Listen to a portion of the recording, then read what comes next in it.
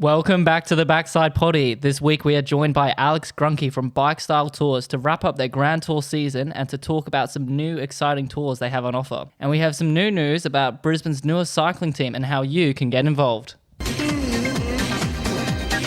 gin and tonics, 2 vodkas, and a scotch. Yes? 500 watts, please. Now let's introduce you to the Backsiders. Nick. G'day, Josh. Sean. Yo. Alex. Hey, mate. How are you? And I am Josh. Welcome back, everybody. Nick, how's your week been? Josh, I've had a really good week. It's been the Charles Coyne weekend for me. It's a bit of a highlight. It was a grippy day out for myself. We had a break of 4. We started about 115 kilometres out from the finish. It was myself, Fletcher, Lambo and Tom Chester. He's a new resident to Brisbane or new resident to Queensland. He's on the Gold Coast, moved up from Canberra. So I'm sure he's not brought any jumpers with him. Won't need them for a while. Can't say it was the most cohesive breakaway we've ever been in. It was a bit of foxing, a bit of sitting around for the first 2 laps, but a few attacks in the crosswinds sorted that out. And we all got pretty cohesive after that until it was the second last lap when Fletcher rode off on the top of the KOMs. And yeah, very, very impressive ride from the young fella. I thought he was foxing a little bit. He was chewing the cramp fixes and he was shaking his leg, and I thought he might be clapped. He was telling us early on he hasn't done a road race this long ever before. Really? He hasn't, apparently not. So How long's Junior Worlds, do you know? Don't know. Don't know. We'll find out from him. He flies out from Rwanda tomorrow, I think he said. That's insane. Good luck, Fletch. So we'll have to get him on for an episode afterwards. Oh, yeah. Tell us how he went. But yeah, back to the race. Yeah, he was sorry, foxing a little bit, and then he rode off, and yeah, super impressive. He didn't come back, and Lambo went straight to the back of the what was left of our breakaway. Team tactics, mate. Team tactics. Yeah, you got a man up the road, mate. That's it. Yeah. Sometimes sometimes I've got people around, but today I was very much the victim of the team tactics, and yeah, fair play. He did the right thing and made me ride the front of the breakaway for the rest of the race until we got to the KOM, and I had a sixth sense that he was going to go and attack, and sure enough, he launched it, and I've never been more inside out, trying to hold his wheel the last 500 meters of the KOM as he launched it. So I stuck on there, but it was about probably 2 kilometers out from the finish. He did another sucker punch in the back of the head, and I couldn't hang on at that point, and he just rode off. Jeez. So pretty happy to finish up 3rd for the day, and that got me enough points for 2nd on the QCRS series. Boom. Congrats, mate. That's huge. Thank Nice you very one, much. Nico. Thank you very much. How's your week, Sean? Oh, mate, top of the world. Top of the world. I sat on the rego desk for Charles Coyne and Marty Bartlett, and I tell you what, I had a great time. I had so much fun just talking absolute trash with everyone. Was it nice to not have to worry about doing a bike race, just to hang out with everyone? Yeah, I was so glad I was heading home when that wind picked up. Hey, So you just drove out for the start? And yeah. Yep. I just signed on, I think we were doing from Masters D to B grade sort of thing, sign on. And yeah, it was cool. It was also cool to see, just to hear from people, that they're listening to the show. And, Kat was a bit overwhelmed with the amount of people that listened to her episode last week. And, it's nice to hear that from everyone that, they're tuning in and enjoying us talk rubbish. But I got out for a decent ride on Sunday, and it kicked me into gear, and I was like, actually, my fitness isn't as bad as I thought, until Grunke decidedly hopped on his mountain bike this morning, the Savo, and rolled me up Cootha for the day. But anyway, that's another story. So yeah, got out for a nice ride on Sunday, and that was beautiful. And also, a bit more bad news today. I got 5 emails from Finn Walsh that all my brookie comms have been taken. Oh no! You have to get out back out there, mate. Absolutely. When are they from? That was pre-New Zealand Cycle Classic, wasn't it? Yep. Far out, you were flying. Yeah, well, Finn's flying, obviously. He is the Brisbane comm hunter because he's got every mountain in Brisbane, and now he's got brookie. He doesn't have the Corso though. Nah, he doesn't. That's probably the Holy Trinity. Needs a very strong tailwind for that one. Brookie 3 fingers is the Holy Trinity. Yeah, absolutely. Yeah. Joshy, what's been happening, big dog? Mate, I've had a pretty big week on the bike. I racked up 230 kilometers last week. Gee, that's more than me. Is it actually? Hey, you better watch out. I'm coming for you. So I got out Friday afternoon for a river loop and I enjoyed a bit of the river fire prep. On Friday, Arvo. Yeah, Friday afternoon. How good. Yeah, it was fantastic. Had some growlers flying over top, so that was really cool to see. Then Friday night, I went and saw a band. I went and saw Mall Rat. So Whoa. yeah, that was at the Tivoli. And Are they related to the mall cop? no, they're not. No, she's just a Brisbane girl. Her name's Grace. Oh, is she Brizzy based? Yeah, she is. I didn't know that. Yeah, no, so she was hyped up performing at the Tivoli. I was getting around it. It went a lot later than I thought. I was expecting to get home like 10 o'clock or so because I thought the gig started at 7, but she didn't come out until 9. Always. Yeah, That's a rookie error. so I had to pass time by drinking beers, of course. Ah, what a disaster. What else should you do? Yeah. Got home a lot later than I thought, and Saturday morning I had volunteering. My alarm went off. I didn't really want to hear the alarm go off, but yeah, it came. I drove all the way out to Gatton. Did you sleep in the van or you slept in your normal bed? I slept in my normal bed. I was thinking originally about driving out to Gatton, staying there, doing my volunteering, and then doing a ride from there. But yeah, mate, Friday night, it just gets away from you, doesn't it? Railroaded by Mall Rat. So I'm standing at the rego desk. I'm pretty dusty. Mate, you weren't saying a lot. I was taking my time handing out transponders. I was going to hang around for the morning just to see a few of the other grades, but I just had a 2-hour shift and I went back home and I went back to sleep. Mate, you hightailed it out of there. Mate, you're like, Wasn't hanging around shift for over, I'm out. From the bottom of my heart, I wanted to stay, but I was falling asleep. Yep. How good were those brekkie rolls we had, though? Oh, Mate, sensational. I want another one. I'm going to volunteer every race from now on. Absolutely. But yeah, got out for another ride Saturday afternoon. That one was right in the evening. Again, watching the sunset, some fireworks and all that. Jeez, you had a double whammy of the river fire. Yeah, it's cool, mate. Did you get out? I went to the Brekkie Creek. Oh, that's right. You did. Yeah. My week didn't stop there either. I found myself at the Boundary Sunday night. I didn't learn my lesson. But no, that's it for me. I just having some beers, riding. It's been great, really Mate, good. You're living the high life. That's it, mate. Grunke, what have you been up to the past week? Mate, I've driven up from Berry down in New South Wales where I now live. So back staying at my parents for a few weeks. I've got 3 weddings in 3 weekends. So I had number 1 on Friday in New Farm, which was lovely. Nice. Are you also getting dusty? No. He will be dusty at the end of the 3 weeks. No, not quite. But yeah, it was a lovely wedding. And then I got out on Sunday for a shorter ride with Dad. Nice. A nice cruisy river loop and a coffee, which was lovely. And then, obviously the highlight is pipping your time today up Cootha on the mountain bike. Mate, I swear, I reckon I thought I better take video evidence. So I didn't think you'd believe me. Mate, he's driving home today and he sends me a bloody photo of him on his mountain bike and the leaderboard and he's flogged me by like 20 seconds. And I'm like, mate, you're on an e-mountain bike for sure. No, I don't own one of them yet. Yeah, I don't believe it. Anyway, Alex, thanks for coming on tonight. So you run Bikestyle tours. Give us a bit of an intro and a background. What is your Bikestyle tours? Yeah, so look, I'm the head of operations and logistics at Bikestyle. We run cycling tours to major races and also outside of races for the last 29 years. We've been operating for 29 years. We're one of the oldest operators. And yeah, I'm head of the operations and logistics. So for the last 3 years now, I've been organising the itineraries, all the back-end logistics, ride files. Yeah, so what does that look like? So you organise everything from hotels? Yeah, so what we offer is a package itinerary to the great races. So if you want to go see the Tour de France or the Giro d'Italia, for example, and you don't have an idea of how to do it, then we offer basically a all-inclusive package. And look, the Grand Tours are very difficult to see because they change every year, Yep. the route, as you guys are aware. But so there's certain locations that are really good to see, and there's certain locations that aren't. So I guess what we offer is the professional experience of organising that in the background. So we organise all the hotels, all of the rides are all vetted. We've done them all before most of the time, and if we haven't, they're thoroughly vetted.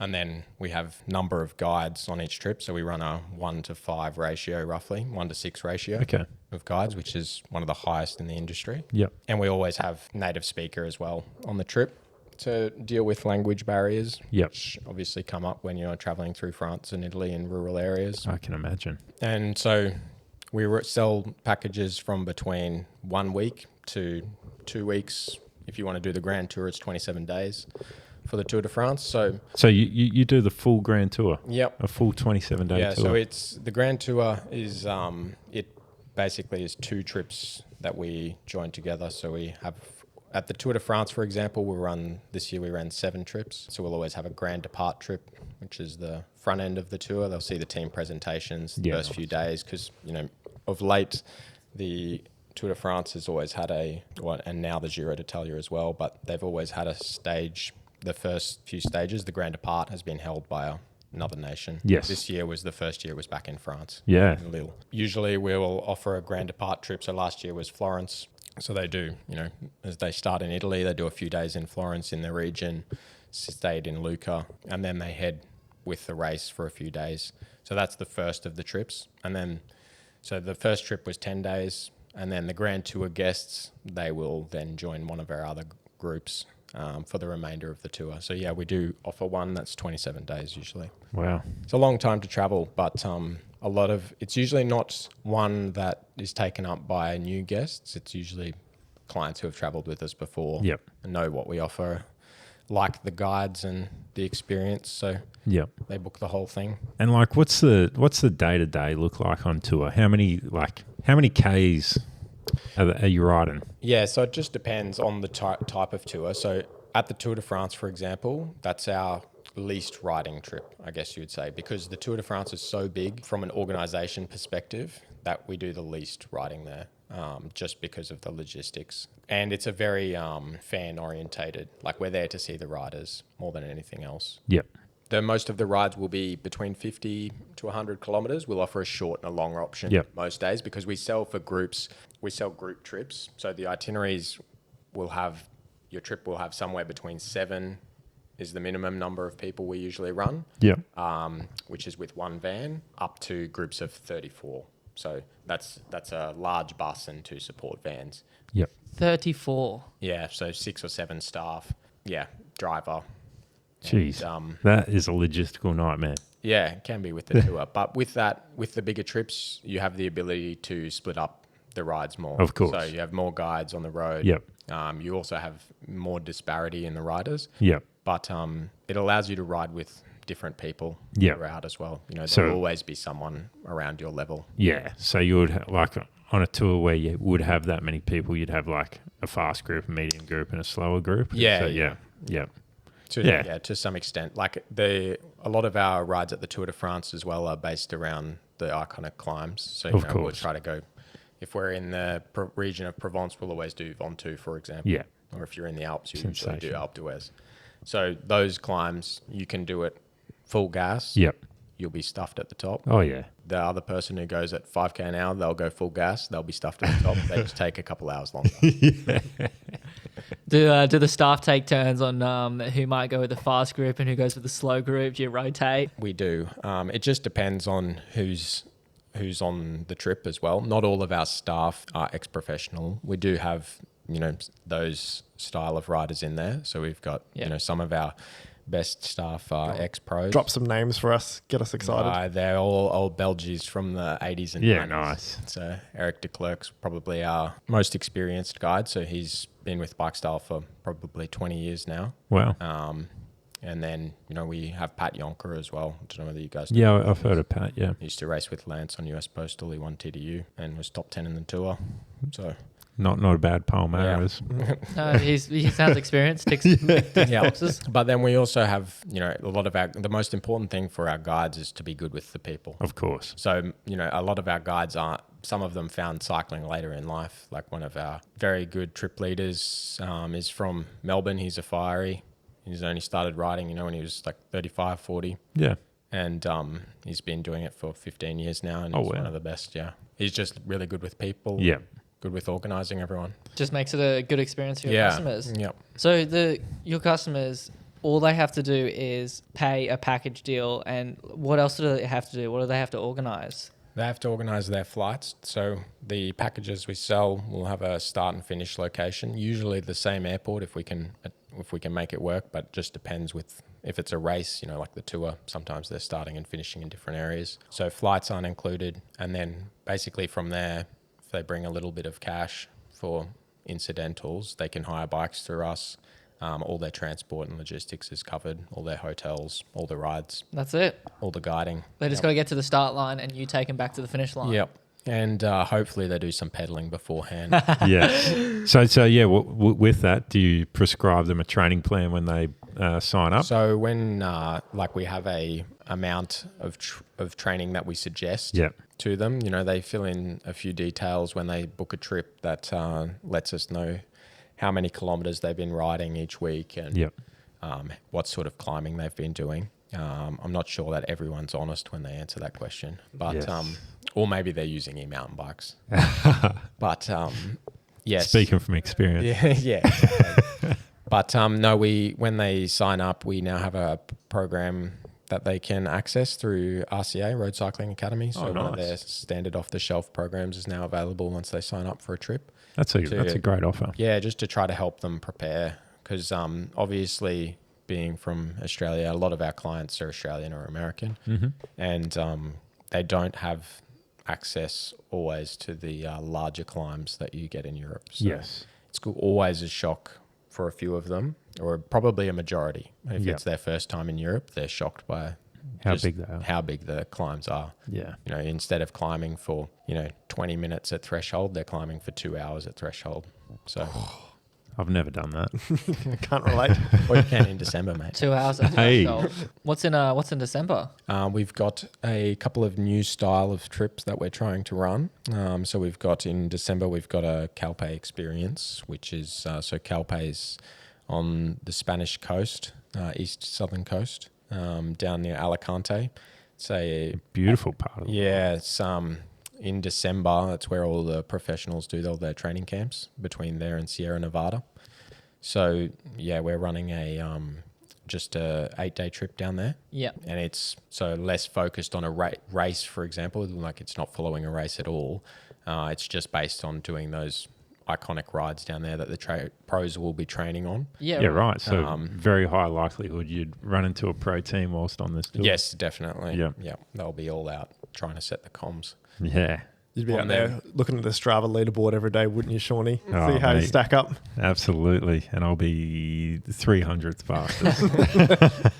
I'm sure the teams will be doing a lot of testing on the side of the road as well. So you guys can maybe park up 100 meters down the road, have a sticky beat. Hey, that sounds pretty fun, hey? That would be pretty cool. There'd be a lot less media and spectators, so you could get a cool experience. Well, quite often in that area, the Eric Belgian I was talking about before, he will run the trip. He has a apartment in Calpe, so he's quite frequent to the area. That's where he holidays. He said in December he goes riding.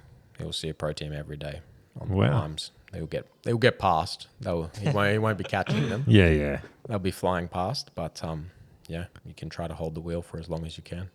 This sounds like a bit of a dream job for, I'm sure, a lot of people listening. How did you get into this, Alex? I've been involved with cycling since 2011. I started racing, and I was just racing for a continental team based out of Brisbane, and I did a couple of years in Europe, and one of my primary personal sponsors happened to be the owner of Bikestyle Tours. So he bought Bikestyle Tours in 2013 off the old owner, and been guiding for him since 2014. I went and did a 3-month stint in 2018.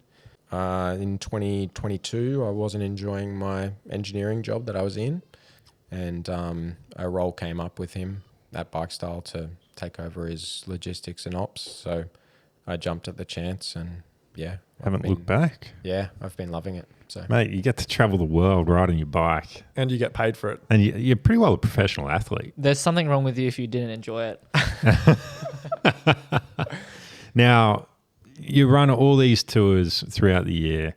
I can't imagine they all run smoothly. What has been some hurdles you've experienced over the years, and how have you overcome them? look, I will say most of ours have run smoothly, but only due to the experience of our guides and the planning that goes in. So there's always, like I have a logistics sheet that basically outlines their days by the hour. When they go to the toilet, when they eat. Exactly, mate. No, but I'll have bathrooms marked. I'll have boulangeries marked in their map. Jeez, you're good. So because that's it. Like you get to a village in rural France, you get off the bus. Where do we go to the bathroom? So true. That's the first question. The first question. Yep. So I have to have all that organized. But we can do all the planning in the world, but there'll always be something, especially in France. Yeah, I remember 2018. There's always a few stories, but in 2018 we had 2 groups of 34. It was a big year. Jeez. Down in Espelette for the time trial, stage 20. Plan was to take the TGV. What's the TGV? The TGV is the train line. It's like their bullet train. Okay. 350k an hour all Solid. the way to Paris. Yeah. But it's a 4-hour train or it's a 14-hour drive. Yeah. So the plan was for them to see the time trial in Espelette and then make their way on the TGV to Paris on the Sunday morning to see the final stage on the Champs-Élysées. How good. And a lot of our Tour de France tours will finish on the Champs-Élysées. That's what we aim to do, deliver for them. Apart from last year. Yep. Last year was the only one. Yep. Unfortunately, I can't remember for what reason it was cancelled, but the TGV was cancelled on the Saturday. And I think it was from protesters. The French love that, don't they? From memory. Yes. So due to that, we then had to organise a way to get all of our clients up to Paris for the Sunday. At the drop of a hat. Yeah. So they watched the time trial. We had our team meeting on the Saturday night and before their final farewell dinner. And then we made the call that we were going to have to, after much deliberation with our logistics bus company as well, we got 2 drivers. And we took them at 1 a.m. Oh my God. all the way to Paris. So we got to Paris. Far out. Yeah, I think we got to Paris from memory at about 12 p.m., which was enough time for them to have a shower. They all would have been rooted. In to see the shops. Well, fortunately, like the buses we travel on, they're pretty spacious. So most people went straight to sleep. Okay. Like, everybody was annoyed a bit, but they realize when you're on tour that it's either that or they're not going to Paris. You got 64 people traveling around for 3 weeks. Something's going to happen. Yeah, exactly. I'm sure there's more people that have forgot their cycling shoes, their helmet on some of these trips. Yep. But of course it had to be that one stage where you had the 2 groups come together and you had double the people to freaking organise. Yeah. Well, you did well. Congrats. Oh, thank you. But that's only because we have, so many guides that have been working with us for so long. Yep. Yeah, we can get the job done. Because a lot of the time it'd be pretty easy to throw in the towel and say we're not going to Paris for that. Got an experienced team. Yep. Do you have an experienced mechanic? Because I know Joshy's always looking for... We do have a very experienced mechanic. Eric, isn't it? No, it's Paul Butler, who you would know probably. I don't. He was the budget forklift mechanic for a long time. Yeah. Budget forklifts, you're arch rivals because you're in Data 3, weren't you? Yeah, I was. Yeah. Budget so Josh Prede and I back and forth. No, I think it was just all Josh Prede smashing me at Mars. That were the days. Indeed. So, Joshy, you can't apply for a job there. You can apply, mate. All right. I'll look at the resume. I've got Grunke's wheels here that I need to fix. I better do a good job. Exactly. What does a day look like for a mechanic on tour? So, I guess in terms of staffing, on all of our trips, we'll have a trip leader So as for a big trip, we'll have a trip leader. We'll always have a mechanic. We'll always have a native speaker. Yep. And then we'll usually have a van support driver. And then the rest will be ride guides. The mechanic and stuff will double up, so they'll ride guide as well. Yep. And trip leader will as well. Yep. But they're the primary roles. So the mechanic, will always travel with one. We offer hire bikes as well as part of the package, so people can hire bikes from us. So this year we have Bossy titanium bikes, or we have BMCs as well. Both class bikes. Yeah, not bad. Yeah. Very nice to ride, actually. But yeah, so from a mechanic's perspective, the main thing is set up on day one. Yeah. So that's day one's always Bit hectic. a bit hectic with moving parts, just because we're trying to set up people. We set up people's hire bikes beforehand. They give us their measurements and we organise them all. But people will always bring their own saddles and certain parts. So day one's organising all of that. Everybody helps out. So and then at the end of the day is the mechanic's real job. So if there's flat tyres to fix or Cleaning the brakes bikes to and bleed, whatnot. exactly. But everybody always pitches in. So Okay, that's nice. I can imagine there'd be a variety of bikes coming in from your different customers too, which might make like spare parts hard. I can imagine maybe like a rear derailleur might die from a 10-speed Di2. Yep, we've had that sort of thing happen before. We carry, for our own hire bikes, we carry a bunch of spares and stuff. Yeah. Obviously. And then if you're bringing your own bike, we recommend spares. Highly recommend spares. Yeah. But yes, that's what Paul Butler's actually best at, is MacGyvering solution. He's a handy man. He can fix the 2010 zip tubbies. That's exactly right. That's exactly right. How good. Now, we've focused a lot on the Grand Tour side of things. Do you do tours for the classics and all that sort of stuff? Yeah, so we run a whole calendar. So we do Tour Down Under in Adelaide. Yep, Old Faithful. Yep. So it's out of, we stay at Peppers on Weymouth now, actually. We used to stay at the Hilton with the riders, but we've found Peppers is actually a better spot to stay now. And then it's all out of the same hotel. So it's a good introductory tour if you're thinking about going overseas with a company like ours or with Bikestyle. It's a good one because it's very easy. It's all in one location. You don't have to have dinner with the group every night. You're not moving a lot. So the rides are in and out of Adelaide, and you get to see the stages. So we do that in January, and then Spring Classics. Next year we're likely going to be running a Strada Bianchi trip as well. Nice. To Italy. But so that's March and April. So we at the Spring Classics we offer a 2-week tour for covering the Paris-Roubaix and Flanders Sportives and races. Okay, So that's cool. you get to do the Grand Fondo before. With that trip as well, there's a bit of history of the war and stuff tied in there, as on being on the Western Front, Belgium. So it's quite a historic area. It's quite a cool trip to do. And then we pick, Sean? Which classic would you do? Would you find yourself on Roubaix? Would you be at Strada Bianchi? Get me to Milano San Remo. That's one we don't actually do at the moment. Oh, that's why you haven't got over yet, Sean. Hey, That's it. You're holding out. That's it. So you've got a roster for like the entire year.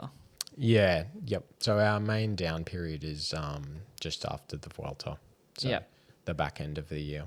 But that's, for me and my boss Adam, that's the busiest time because we're planning hotels for the following year. Yep. So yeah, we do Spring Classics in March, and then from there it's the Giro in May, Tour de France in July, and the Vuelta in September, which is on at the moment. Yeah. But And now Calpe training camps. yeah, Calpe. We've also got a gravel trip next year to New Zealand in March. Hey, now that sounds cool. Yeah. So what's the plan with the gravel trip? It's 9 days, Christchurch to Queenstown. So Jeez. Holy. You're covering some distance there. yeah, it's nearly all gravel. I think it's, from memory, it's about 90% gravel road. That's cool. Yeah. So Boys trip to New Zealand if you're next looking year. at off-road, Let's do it.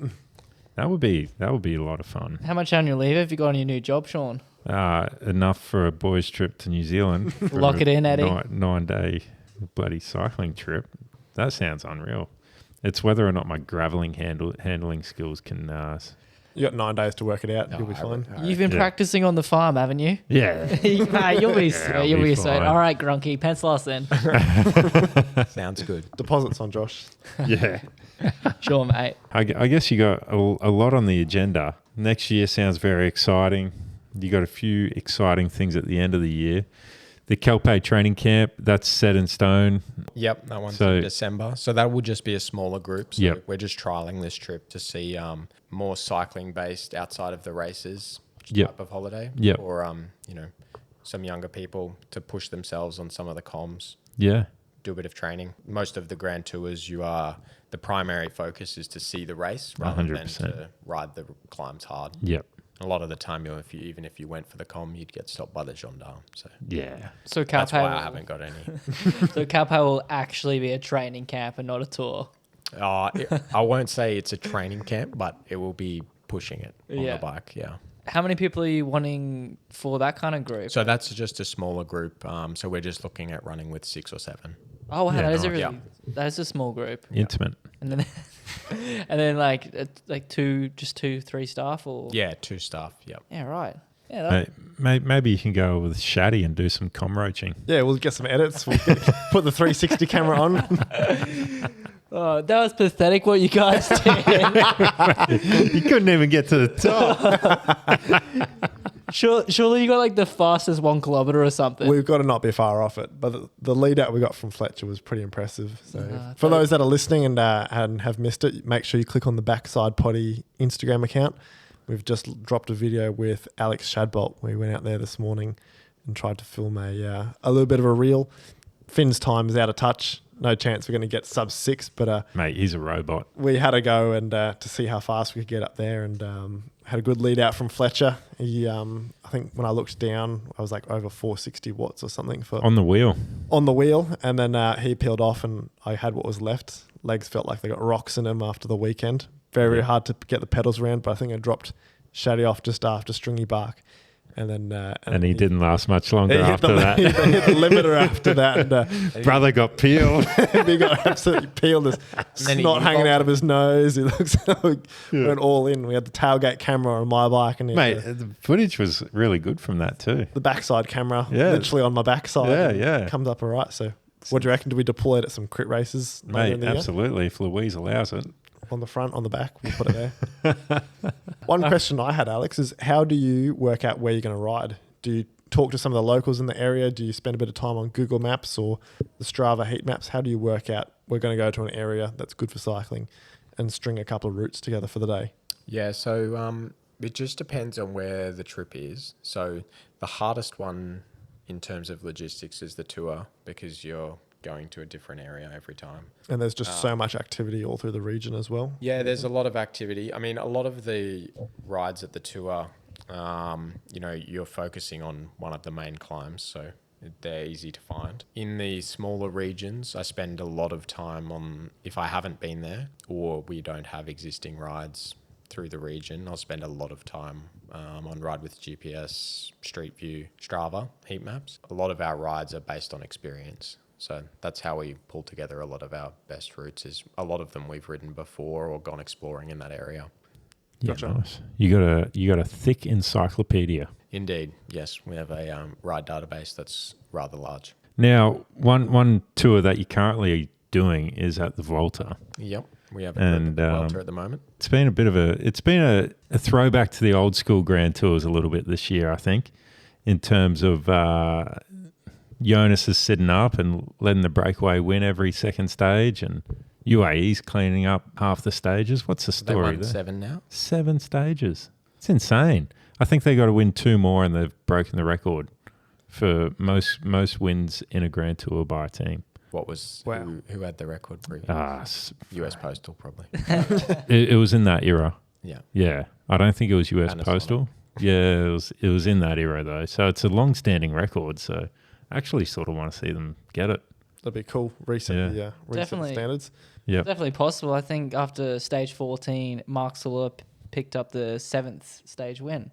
They have 4 different riders that have got them. So Juan Ayuso, Yavine, Almeida, and then they also got the team time trial. So UAE are doing a good one, but they're not winning the race though. They're not winning, but they're not far off it, mate. Jay Vine is still wearing the polka dot jersey, so that's good form from him. He is. Hopefully he can hold that for another week or so. He's riding quite well too, to his credit. Like he's actually He's got 2 stage wins, doesn't he? He's got 2 stage wins, but he's not being selfish in that jersey either. He's been a real good team player, I feel. More of a team player than Ayuso. Soler. Yeah, Soler. Like he's probably the rock solid rider that Zhao. Almeida needs. Yeah. He's been pulling some ripper turns on the front, absolutely. Unfortunately, we saw Ben O'Connor abandon on stage 13. That's no good. Mate. Runner-up last year, wore the jersey for, I think it was just over a week or so in the end. Yeah, it is. It is unfortunate, but it is sort of to be expected. That He saw the Angleroo coming, mate. That's it. What a stage that was. Something I found interesting. It's a filthy steep climb. I think they said it's the hardest in pro cycling. And very, very steep, like 13% gradients average. average. Yeah, there's sections over 20%. Wow. And they're on aero bikes. All on aero bikes, on S5s and Y1RSs and That's on it, their like- aero bikes. Mate, that just goes to show how far the technology has gone. We're gonna have to talk to Lee. We're gonna get some orders in for our Y1s, aren't we? Who won that stage, do you know? That was one of the UAE guys. Somebody Almeida. Almeida, Yeah. yeah. Yeah. And I don't think anyone protested this year. I didn't hear any of the riders protesting the climb. Okay. David Miller, if you remember who that is, Yep. from Garmin, he got off the bike at the line and protested one year. I think that was That was 2001. too hard. Yeah. Said we're not animals. Yeah. You get kicked off the team if you did that now. Probably. There's enough protesting going on as it is. I wonder how many people didn't make time cut that on that stage. Imagine if Poggy was there. And he I lit think it they up. make the time cut pretty generous for Angleroo. Yeah, they've got it. Hey. And it's only the last. I mean, it's an absolute monster of a climb, but it's relatively short. It was quite a long stage this year. It was like 200 Ks with that right at the end, whereas usually it's quite a short 100-something kilometre stage. Yep. Brutal. Yeah, 200 clicks. Let's look at 3 people DNF'd, one of them being Ben O'Connor. Furthest person was 41 minutes behind. Time cut was an hour. That was very generous. So, Where was Mads wearing the green jersey on that Mate, beautiful trek? he was probably in the breakaway at the start, wasn't he? Where is he? 156, 37 minutes down, third last to finish. Good man. Good on him. Just saving his bickies. So no single chain rings on the bikes that day, I bet. You'd want the mountain bike cassette on that day. What was your favourite moment from the La Vuelta, Josh? Well, when Almeida told Pidcock to grow some balls, I think he took that quite literally. He's doing some all-time power numbers at the moment. He's currently sitting third on GC, and it's all so tight at the top at the moment. We got Jai Hindley, he's close behind. So these last few stages are going to be pretty important. I can't see Jonas losing, but man, we thought he was going to be winning by 10 minutes or so. It's very close. Mate, it's a lot closer than we thought, for sure. All to play for still.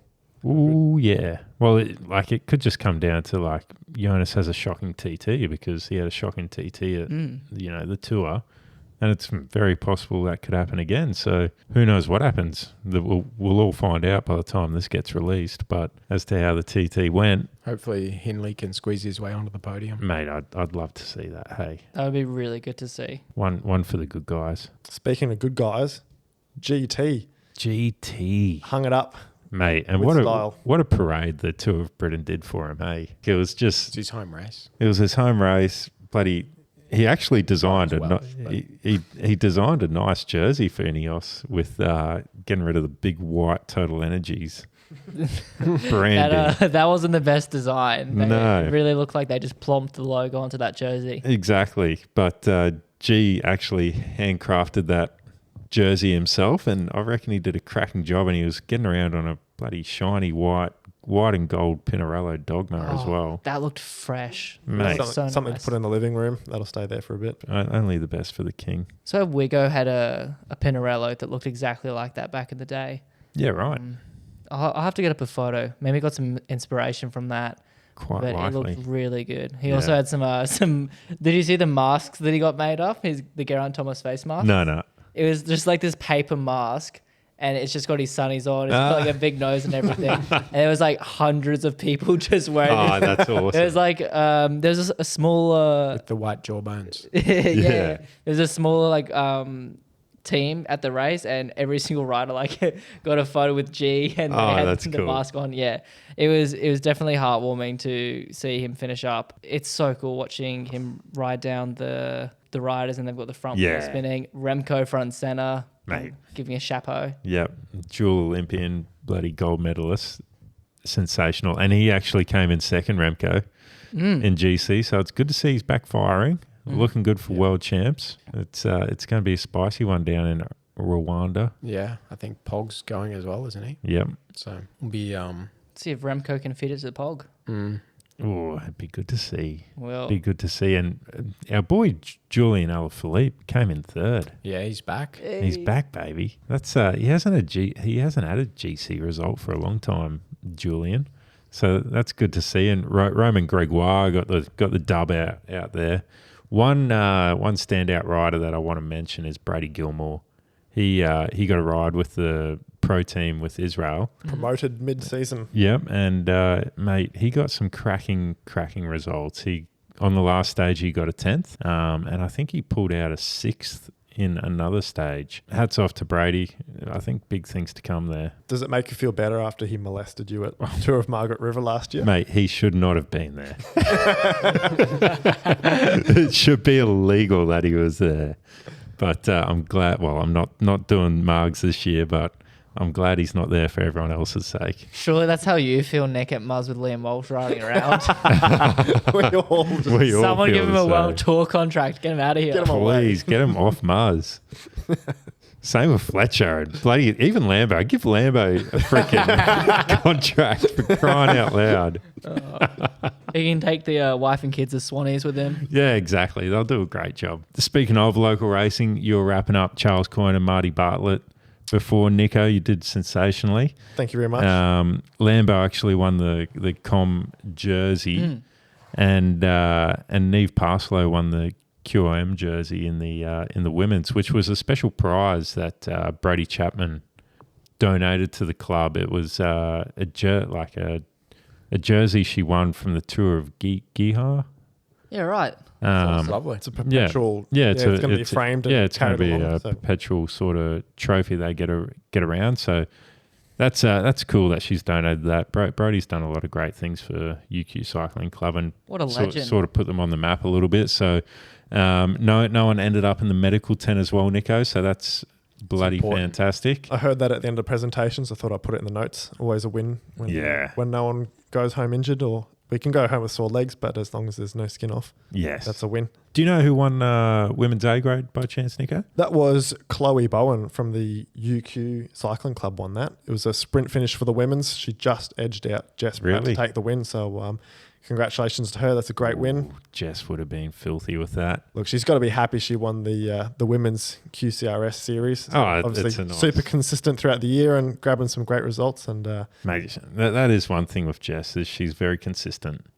She's always in the results, always on the podium. So, congrats to her. Congrats to Chloe, and she might get a mention later in the podcast as well for her Coother back time too, but we won't jump too far ahead. Yes. And congratulations also to Liam Cuthbertson, young boy from the town of Noosa Heads rider, Mate, what a place to grow up in.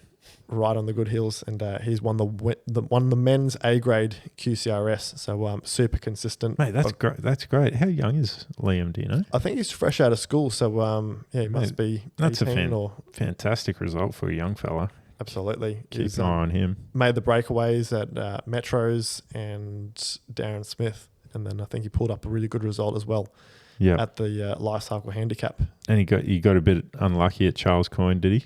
I think he might have missed the move, and he said he had some problems with his bike. But when Lambo goes up the road, if you're not there, he's not waiting. Everyone's got problems with their bikes when Lambo goes up the road. Absolutely. Mine's usually the legs. But James the Hammer Hammond, friend of the show, he's also quite consistent. I think he won Darren Smith, and he Mate. did again at B grade. He needs to get put up to A grade. So he's knocking on the door. The door's knocked down. He's off the hinges. He's got to be in. It's broken. But today on the Backside Potty, we've actually got an exclusive. The Queensland Cycling Foundation is launching the McCarthy Homes QCF race team, a development first squad built in Queensland and backed by local Queensland clubs. This is very exciting. It's their mission is sort of to bridge the gap from club racing to the national stage, especially for riders from the regional areas, which is a fantastic thing because I think the more and more of these sort of teams that get started up are fantastic just for the young fellas coming through. And like they'll be targeting certain race blocks and skill camps. And the biggest thing is the mentorship that they're gonna bring to the team. So Absolutely. Look at what Tandem has done for Southeast Queensland cycling, getting riders into the Pro Tour and World Tour teams and out into continental groups. So to have another pathway, another avenue for juniors in Southeast Queensland is going to be awesome, I reckon. absolutely, I reckon I'm the only one that hasn't gone pro from Tandem. I'll join you, Shawnee. It is really important to have teams like that, though. You see so many juniors that just get excited to get onto a better team, and even if it's just something like Tandem or what McCarthy Holmes wants to set up, it creates excitement. Kids get keen, they train, and it just creates future World Tour athletes. Absolutely, it's all part of the program. So if you are a rider, a coach, or a potential partner to join the team, it's still very much in its grassroots. So make sure you send an email to Queensland Cycling Foundation, all one word, at gmail.com. And I think there's some more announcements and details to come, but very exciting to see a new team get off the ground. I think it's brought to by the same group that did the Black Line Track League. It is, yeah. A couple of months ago. So certainly in good hands with a couple of runs on the board. Yeah, they're trying to spice things up for cycling in Queensland, and I think it's great. And expressions of interest for the team actually open this week, so keep an eye out on QCF's channels, Instagram, whatever. And they're also going to be supporting the Women's Cycling Development Initiative. So not just the men's team, but supporting a already existing women's team. Mate, that's great. What do you reckon, Grunke? Would you?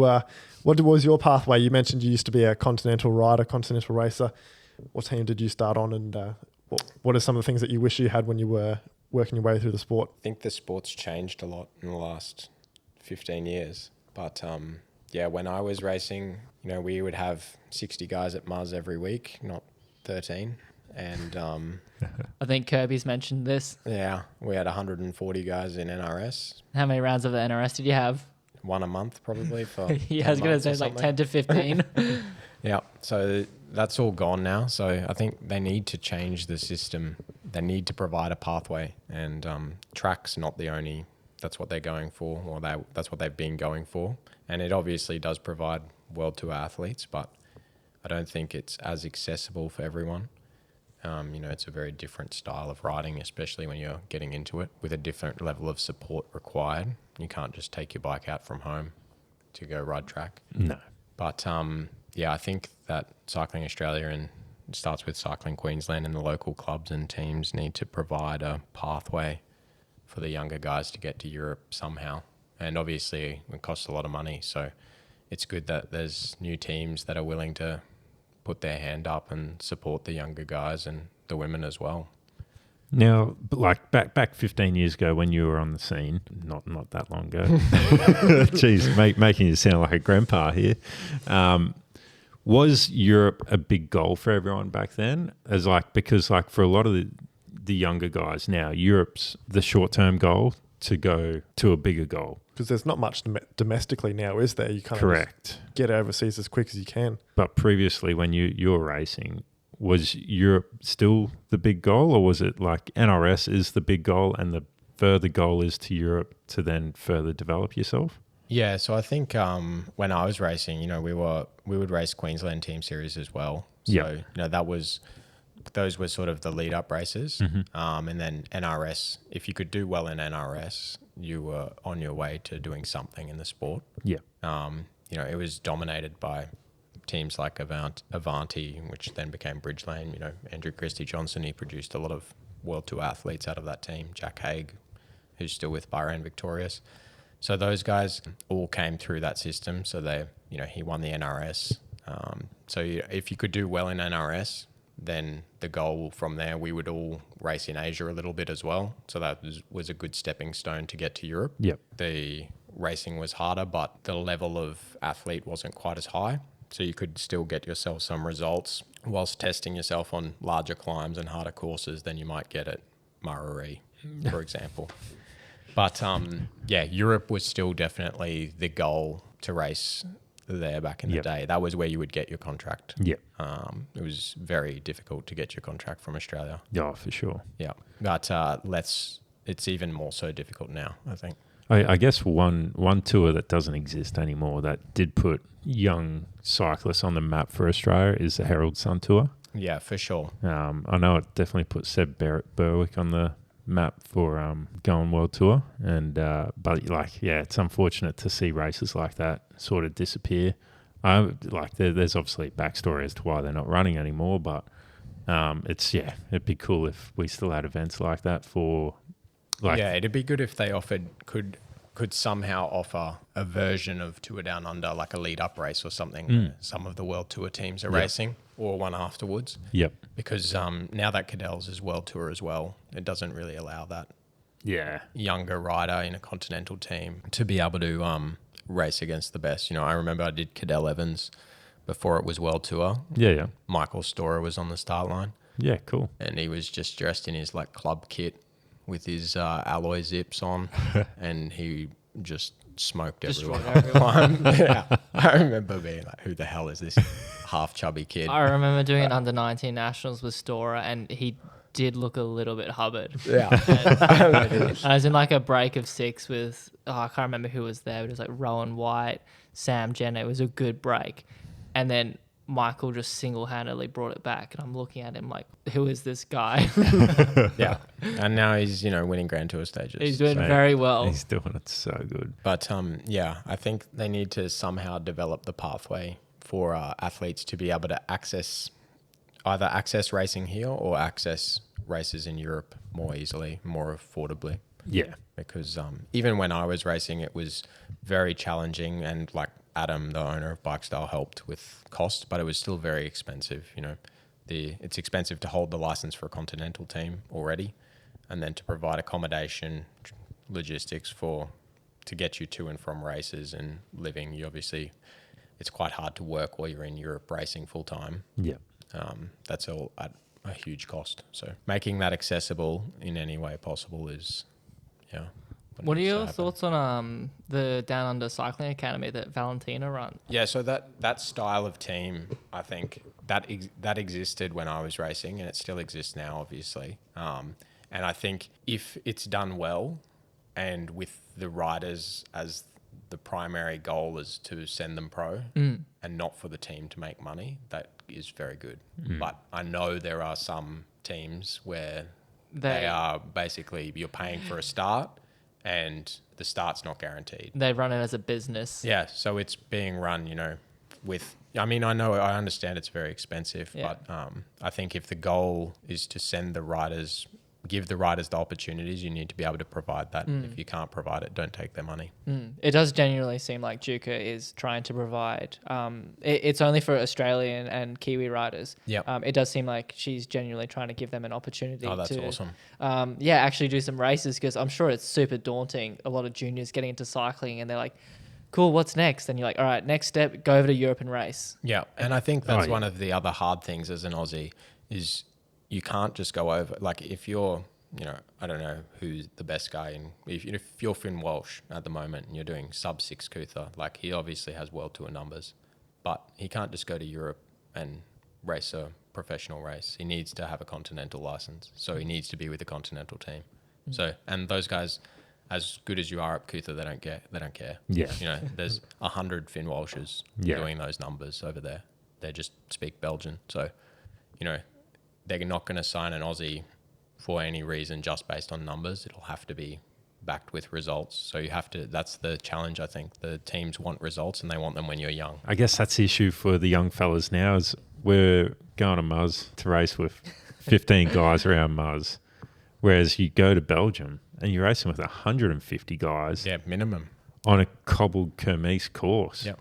And it's freaking murder out there. I can't wait to hear. We might get Paddy Flood on for an episode. He's, Mate, he's in the middle of I was just going to mention Pat. He's on a Kentucky tour at the moment. Mate, but he's living the high life. He's had some really good races over there. So good to see how he goes on the road when he's back here, and also get him on the mic. Yeah, it'd be good to see his development in that month that he had over there. But yeah, it is a culture shock and also a big shock to the system when they. Yeah, it's a very different style of racing as well. And depending on where you go, I think that's probably another thing that's challenging for Australians is, when we went to Holland. That was where I did a majority of my racing, was Holland and Belgium. And that's just because that's where we could get the race start. So my director was Dutch, so he could get us the starts there.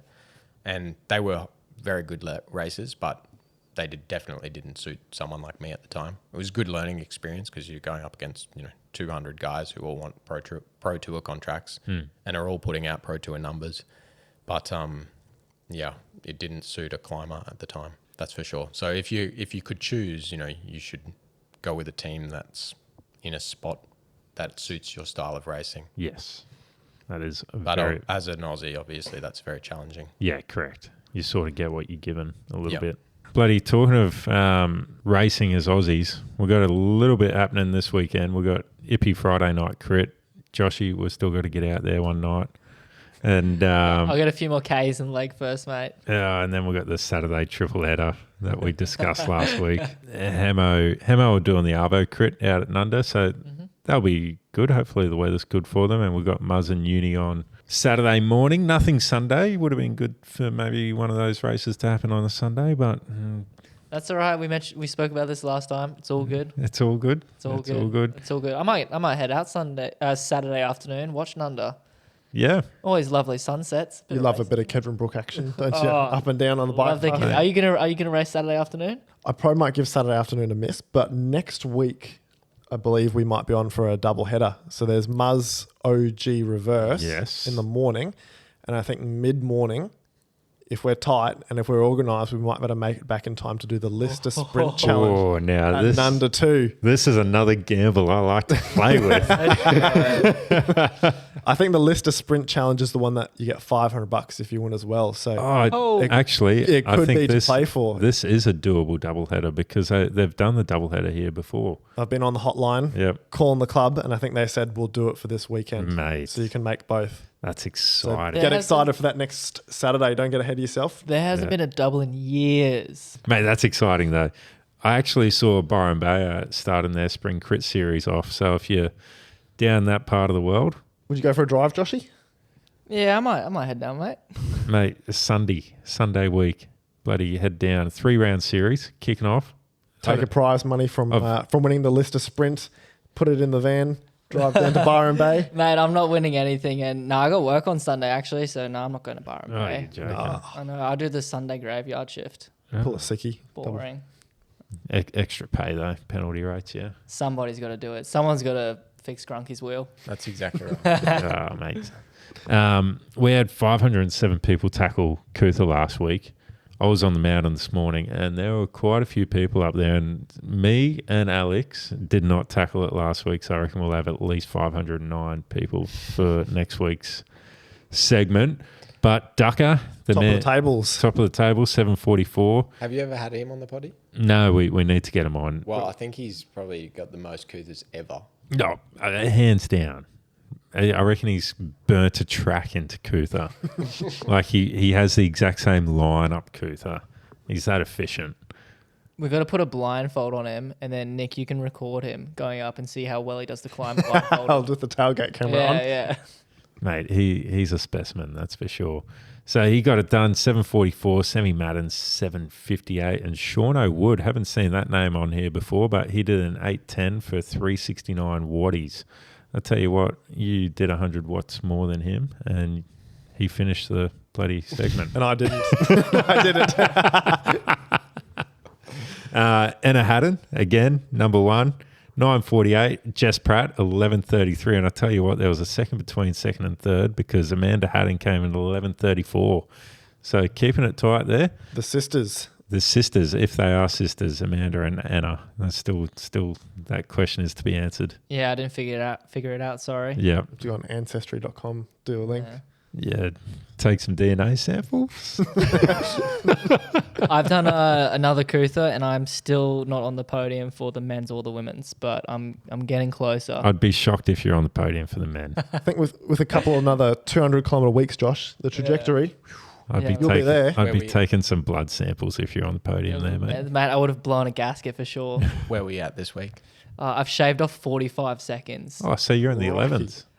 Yeah, I'm at 11:45 or something like that. Bloody solid, mate. Yeah, I actually felt pretty good this morning, so maybe later in the week I'll see if we can get in the 10s. I don't know. I don't want to push too hard. I'm only doing it off relative effort still. Mate, I thought I felt good this morning until I saw Alex's time up there. Was only a little bit faster. Still, it hurts. It hurts. You But- could have told me you were on a mountain bike as well. I didn't even ask. Yeah, pretty sure I saw you on the gravel bike. Yeah, I was definitely on the gravel On the bike. gravel Yeah. Anyway, what do you reckon? Should we wrap it up there? Yeah, I reckon we can call it a week. Thank you, Alex, for coming on and sharing lots of information about what you do for work and what Bikestyles has to offer. We've enjoyed listening. Oh, thanks for having me. Yeah, don't forget about the Kelpie training camp, everybody. If that tickles your fancy, you know who to dial. That could Bike- do some wonders for your Cootha back time, Joshy. What do you reckon? It could. I reckon a Kelpie training camp leads into a perfect Nats prep. Yep, indeed. So head over to Spain before a trip to Perth. I'll Hey? give you guys a discount code to use on your socials if you want. Oh, mate, that could get, get a workout. that could get a workout. Limited spots only. Yep. There are. Sensational. Scott. All right, cheerio. Thank you. Thank you all. 500 watts, please.